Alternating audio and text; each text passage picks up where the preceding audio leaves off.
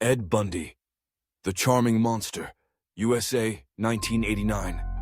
Execution date, January 24th, 1989. Crime, kidnapping, rape, and murder of at least 30 young women across multiple U.S. states between 1974 to 1978. He was handsome, intelligent, charismatic, but behind the charming smile hid a darkness few could imagine. Ted Bundy, one of the most notorious serial killers in American history, and when the electric chair awaited him, his final words were unexpectedly gentle. Born in 1946, Ted Bundy seemed ordinary. Law student, political volunteer, a face that blended in.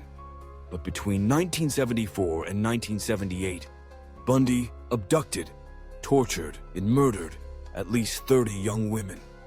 He escaped custody twice, leaving a trail of death that ended only after the horrific attacks at the Chi Omega sorority house in Florida.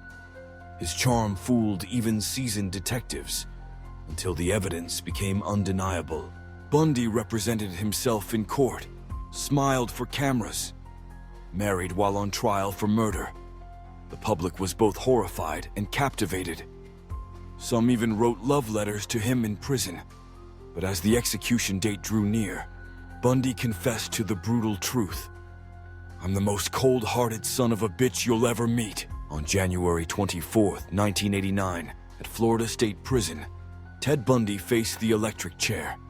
His last words were simple. "Jim and Fred, I'd like you to give my love to my family and friends." Then he nodded, and the switch was flipped. Outside the prison, hundreds cheered. Fireworks lit up the night sky. Ted Bundy's final words weren't monstrous. They were human. But sometimes, monsters wear the most human masks. His death didn't end the fascination. It cemented the myth. And his final words still haunt the shadows of every courtroom and every missing poster that came after him.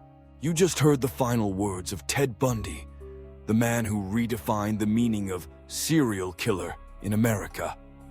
Subscribe to Final Words Global for real. Last moments from death row's most infamous figures. Some beg, some boast, some whisper. These are their final words.